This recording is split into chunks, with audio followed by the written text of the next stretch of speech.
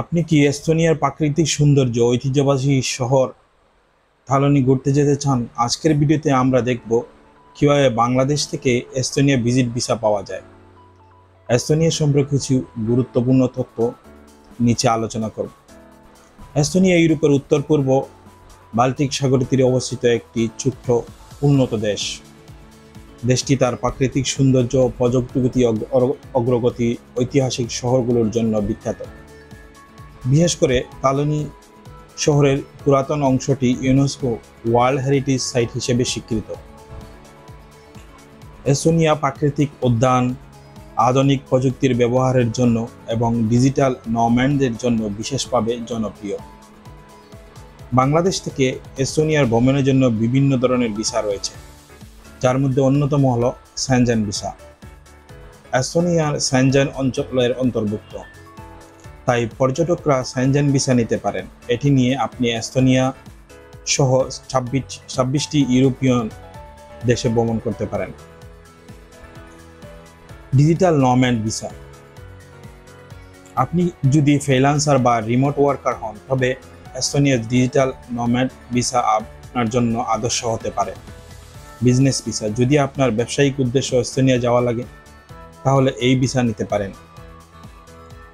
এবং student visa, Estonia পড়াশোনা করতে ইচ্ছুক শিক্ষার্থীরা এই ভিসার জন্য আবেদন করতে পারেন।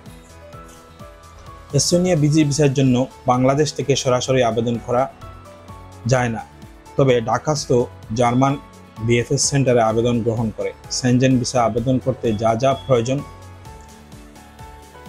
পূরণ করা বিএফএস আবেদন ফর্ম, কমপক্ষে 3 মাসের মেয়াদি বাকি থাকা পাসপোর্ট, 2 কপি পাসপোর্ট সাইজের ছবি, ভ্রমণ বিমা যা ন্যূনতম 3000 ইউরো পর্যন্ত কাভারেজ দেয়, ব্যাংক স্টেটমেন্ট, সর্বশেষ 3 থেকে 6 মাসের হোটেল রিজার্ভেশন অথবা আমন্ত্রণপত্র, ফেরত আসার নিশ্চিত টিকিট। ভিসা ফি সাধারণত 60 ইউরো থেকে 80 ইউরোর মধ্যে হয়।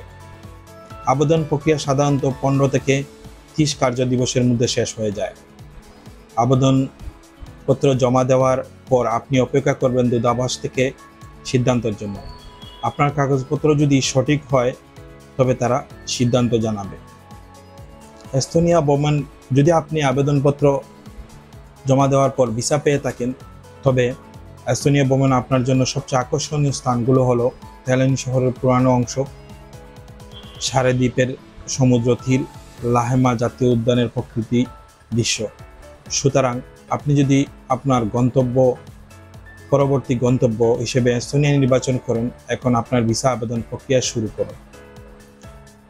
এই ছিল আজকের ভিডিও বাংলাদেশ থেকে এস্তোনিয়া ভিজিট ভিসা পাওয়ার পদ্ধতি ও ভ্রমণ বিস্তারিত নিয়ে।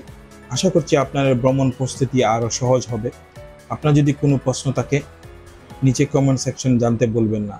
আরও ভ্রমণ বিষয়ক আপডেট পেতে সাবস্ক্রাইব করুন। আরও ভ্রমণ বিষয়ে আপডেট পেতে আমাদের চ্যানেলটি সাবস্ক্রাইব করুন, বেল আইকন চাপুন। ধন্যবাদ।